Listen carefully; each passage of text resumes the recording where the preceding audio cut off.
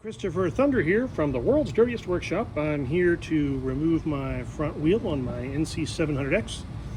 What you should do is lay out your wrenches first. Make sure you have the appropriate tool to remove the front wheel.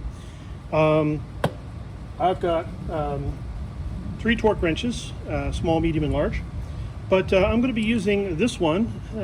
Not quite as a breaker bar, but I'm going to get that thing loose. I'm going to quickly ratchet it off. Before you do any of that, make sure that you get this part completely out. Now, you might think, oh, I'm just going to loosen that up and then I'm going to, turn that bolt out and everything's going to be fine. Well, probably not. So, what I'm going to do, I'm going to completely remove that bolt. And I'm going to have a cardboard box ready for all my parts. Make sure that cardboard box is clean, or you have a plastic liner for it. So what I'm going to do is I'm going to take that out. And I've got my wrenches in here so things don't blow away. I'm just going to take that and drop that in there. That part is unique, so you don't have to worry about that one. There are 2 bolts that come out on the caliper side. You're not going to remove the caliper to take the wheel off, but you will take off the caliper to put the wheel back on. That's kind of important. So now that I've got that locking bolt out, what I'm going to do, I'm going to set up my wrench here, righty tighty lefty loosey. So we're going to go lefty loosey, and I've got the bike suspended in the air, so I don't have to worry about the bike falling down. But what I will do is I will brace the tire with my knee and give that a little bit of a pull, and that's going to come right loose. There we go. So now you can try to do this with your hands, but you're going to really script the muscles in your hands doing that. So just take your time and spin it loose. So I'm going to turn that wheel there. You can still see it. Just keep working at it. Use your fingers to make sure that that socket spins.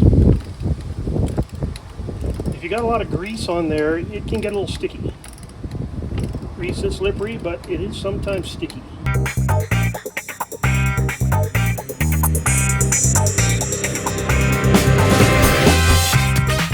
Alright, so that's out pretty far. I'm going to take that special socket out of my torque wrench there. And, wow, that is tough, man. But it is most of the way out, though. That's why I said, don't just, start spinning it, because you'll have muscle cramps before the day is out.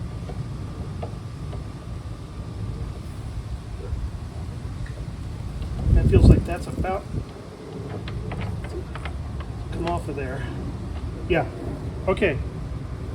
Now, I noticed that the axle pin did slip a little bit. There's a couple ways to do this. You can use some tape on a wrench, and if it's small enough, you can get in the hole. That is not small enough.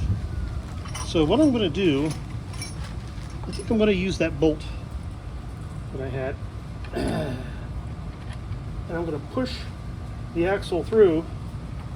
I'm going to turn off the video here and show you from the other. Okay, we're back driving the axle bolt out. You can use a bolt, or you can use the nut driver from your kit, and just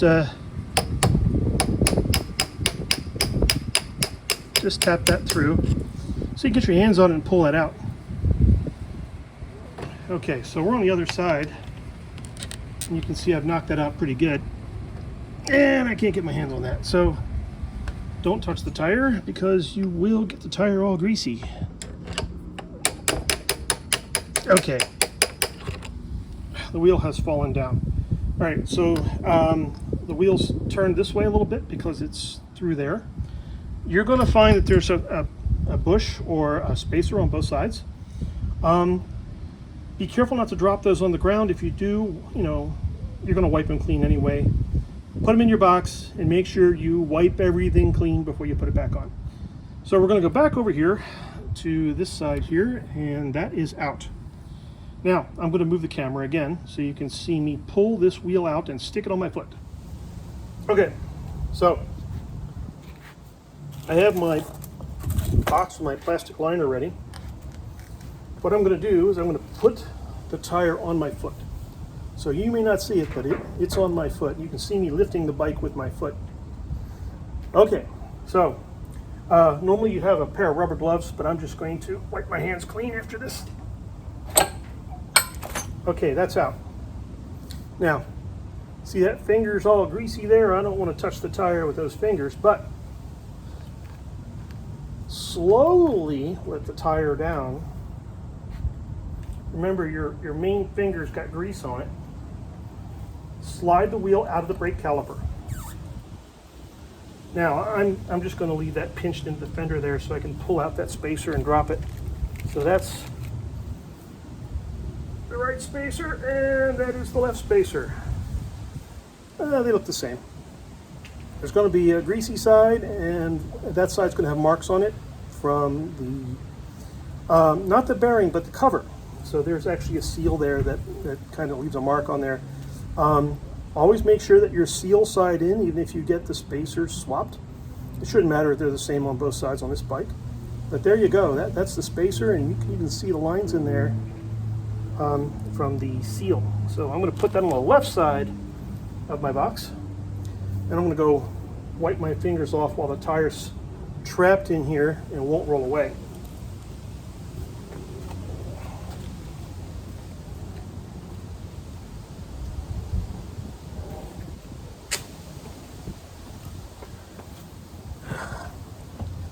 Fingers are now clean. Okay, so the tire is loose. You have everything you need to get this tire out. Now, the bike is suspended. You can lift the fender up to get the wheel out. I'm just going to spin the tire that way, and out we go. So that tire's out of there. And I'm off to the tire shop.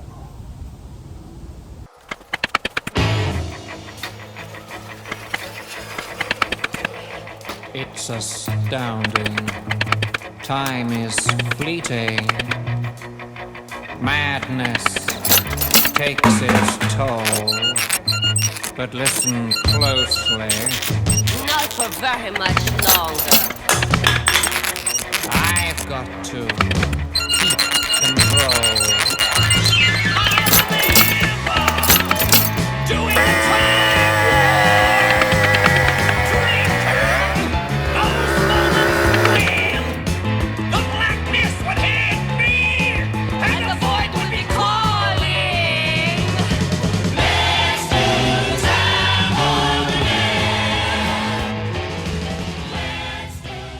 This is Christopher Thunder from the world's dirtiest workshop saying, fix your wheel bearings.